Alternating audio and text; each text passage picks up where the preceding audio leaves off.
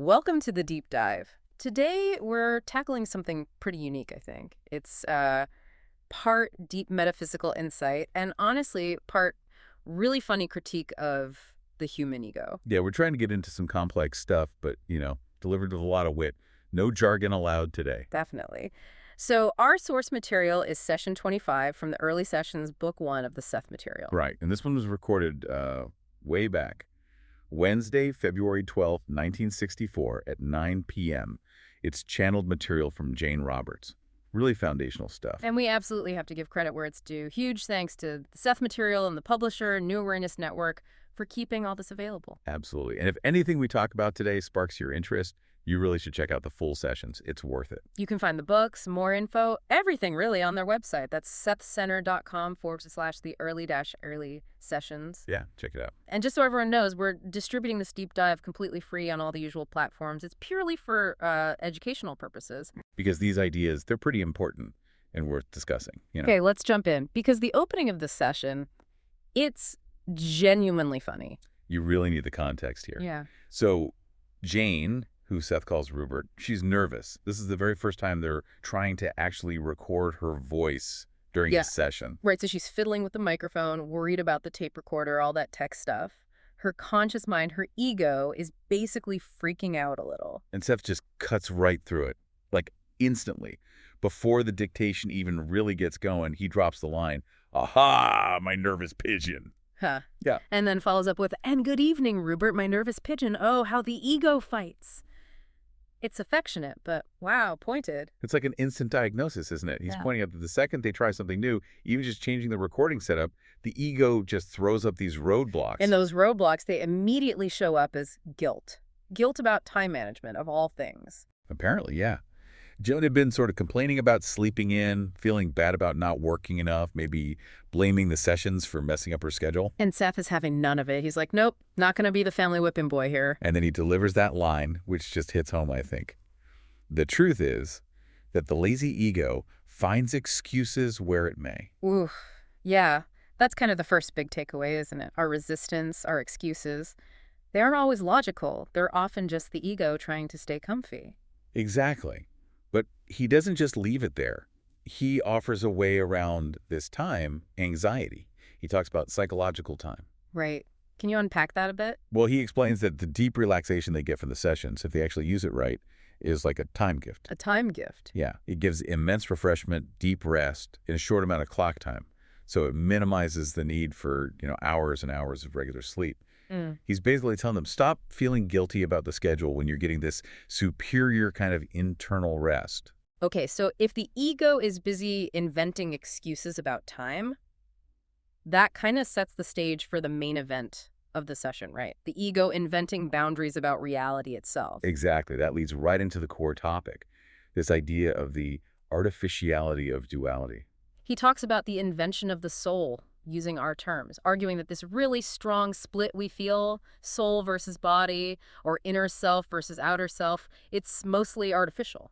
And what's really interesting is how he connects it to society.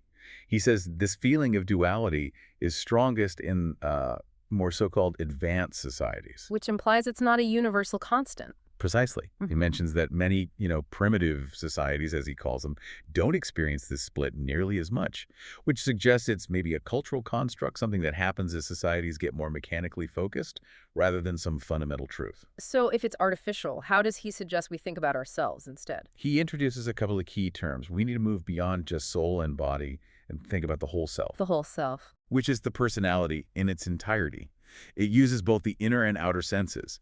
It's the doer, the mooder, the breather, and the dreamer all rolled into one. Okay, so that's us, the complete us. And then there's the entity. That's the larger reality, the bigger matrix or whole that we're part of. The whole self can access the entity through the inner senses, but it doesn't contain the entity, if that makes sense. It does, and our physical reality in all this. He calls it the manipulation of camouflage patterns. Camouflage patterns, I like that. It suggests, solidity is just a convincing disguise. Pretty much. Hmm. And he says that societies less focused on the mechanical stuff are often better at seeing through this camouflage because they haven't bought into that artificial split so strongly. Okay, this is starting to connect dots because this directly leads into his critique of how Western science approaches things like ESP, right? Oh, completely. Yeah. He basically says Western man, by insisting on this sharp duality, has cut himself off from like half his own toolkit, half his potential knowledge. And we end up looking at other cultures who might be using these inner abilities effectively through this, what he call it, murky haze of our own misconceptions. Yeah, dismissing their ways as just superstition because it doesn't fit our dualistic model. Seth's point is pretty blunt. We're using the wrong tools for the job when we try to study this stuff. How so? He argues that the standard scientific methods for investigating ESP are basically doomed from the start because they assume this dual self is real. They try to measure inner data using external tools designed only for the physical camouflage. Which leads to that brilliant analogy. The camera and the phonograph one. Yeah. Expecting outer senses to perceive inner data. It's like expecting a camera to play music or a phonograph to take pictures. The mechanism's there, your inner senses, but you're refusing to, like, switch it on properly. You're demanding photos from a record player. Exactly. And here's where it gets, well, kind of chilling, actually. Go on. He says we've set up this habit reaction. The very act of demanding external physical proof automatically shuts down the inner sense apparatus. Wait, say that again? Demanding proof turns it off. That's the assertion. We're essentially blocking the very information we claim we want to study by the way we demand to study it. Quite the paradox. Okay, but hold on. If our habit is to block inner data, and you're saying our physical senses are unreliable, how do we even function? How do I trust my eyes not to let me walk into this wall right now if they're liars? That's a fair question, and Seth addresses it. The point isn't that the outer senses are useless for navigating this physical reality. They work perfectly fine for dealing with the camouflage patterns. You won't walk into the wall using them. Okay. The deception isn't about utility here. It's about the fundamental nature of reality. I see the distinction. Right, and that's where he drops the hammer. Your faithful, tried and true, so-called dependable outer senses are, in reality, lovely liars. Why? Since the eyes see a chair as solid while the chair is not solid at all. They lie about the underlying reality, the atoms, the energy. Exactly. They lie about the fundamental truth of the chair, which is mostly empty space and energy. That underlying reality, the inner data about it, is actually far more reliable than the illusion of solidness the eyes give us. Wow. Okay. That completely reframes the idea of reliable senses. The ones we trust most are fabricators of the most delightful sort. So, if we can't trust the lovely liars to validate inner data, how do we know inner experiences are valid? He shifts to psychological experience, something we all intrinsically accept as real without needing, physical proof you can hold. Like grief, maybe. Perfect example. Think about profound grief after losing someone. You can't smell it, you can't touch it, you can't weigh it. Right. You can't hold grief in both hands, as he puts it. But it's intensely real, vivid. It changes you fundamentally, regardless of whether you physically weeped or not. It proves that experience doesn't need external physical validation to be absolutely valid. Okay, that makes sense. And that helps explain the role of emotions in all this. It does. So the inner senses are the links between the whole self and the bigger entity field.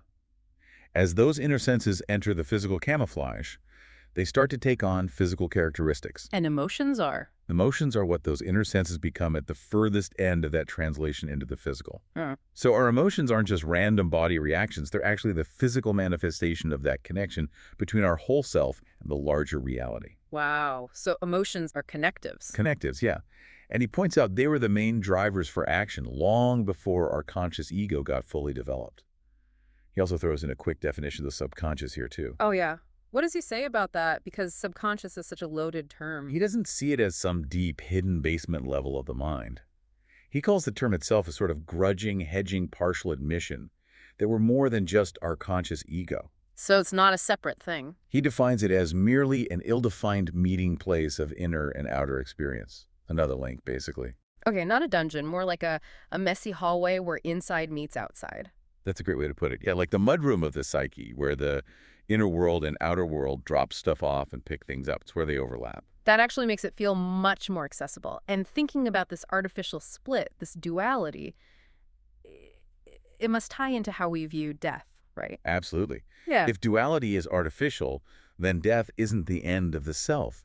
It's simply the personality being released from the physical field, from the camouflage. So the intense fear of death mostly comes from buying into that artificial separation, the ego being terrified that it will end. That's the idea. If you can grasp the reality, the whole self, while you're still in the camouflage, that fear should lessen dramatically. And Seth wraps up this part of the session with another great analogy, doesn't he? The tree Oh, one. the tree one is fantastic. Yeah. Yeah, he describes people who refuse to see a whole tree. They only acknowledge the side facing them. But then, a few people start seeing the whole tree, both sides. They get called crazy, naturally. But then, if these whole tree seers start eating the fruit from the other side of the tree, the side the first group denies exists. The first group gets upset. Totally up in arms, as he says. Mm-hmm. And they label that fruit extrasensory perceptions, insisting it came from nowhere, rather than just admitting the rest of the tree is actually there. It's such a perfect, almost funny illustration of that stubborn refusal to see beyond the physical senses. Exactly. Yeah. And then he ends the main dictation calling Jane and Joseph his two Humpty Dumptys and sleepyheads. Very affectionate, but still poking fun. But the story doesn't quite end there, does it? Joseph's notes afterwards are really telling. They really are, because you see these abstract ideas starting to play out immediately in their actual lives. It's not just theory. Like, just 2 days later, Joseph writes about trying auto-hypnosis. And succeeding.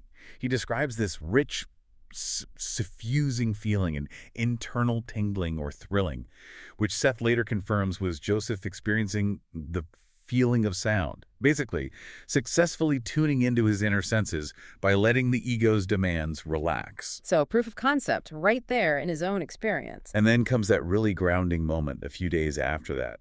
They missed a session because Joseph was sick, and Jane had to deal with some crisis with a neighbor all by herself. And Joseph felt terrible about it, like really intense guilt and anger turned inwards because he couldn't help. And Seth's message, delivered through Jane later, was so direct, so diagnostic. You want to help but fear to move. Ouch. Yeah. If you had helped tonight, you would not have felt the need to turn your emotions inward against yourself in a self-destructive manner. So Seth is basically saying right there that Joseph's inaction, driven by his fear, his ego, forced that emotional energy, that connective force we talked about, to turn toxic inside him. Exactly. It shows how these big ideas about duality and emotions directly impacted their psychological state, their immediate well-being. It wasn't just cosmic navel-gazing. So bringing this all together for us, listening now, what are the big takeaways? Well, I think there are two really powerful ideas that kind of work together. First, that liberating thought. The sharp separation we feel between our inner subjective self and our physical self. It might be largely an invention particularly strong in our kind of society. And the second one, which feels more chilling. Yeah, the chilling one, that our trusted outer senses, the ones we rely on every second, are these lovely liars. They're deceiving us about the fundamental nature of reality. And worse, our very demand for their type of proof conditions us to ignore the broader, potentially more reliable inner data that's always coming in. So if we take seriously that inner experience like grief or intuition, or that tingling feeling Joseph had is valid on its own terms without needing outside physical proof. And if our conscious ego is just the surface layer of this much larger whole self, the doer, mover, breather, and dreamer, Then the big question we have to ask ourselves is, what powerful, real, non-physical data are we, you, me, everyone listening, actively denying or explaining away in our own lives every single day? whether it shows up as guilt or a gut feeling or maybe a weird coincidence. Exactly. What are we shutting down just because our lazy ego demands proof from the lovely liars? That is definitely something to sit with. Thank you for joining us for this deep dive into session 25 of the Early Sessions, Book 1 of the Seth material. Yeah, and seriously, if this resonated, please do explore the full material. Check out sethcenter.com/the-early sessions. And support the New Awareness Network for keeping this work alive. Until next time. Maybe give a little thought to the idea that the chair you're sitting on isn't quite as solid as it seems. There's probably a whole side to the tree you haven't noticed yet.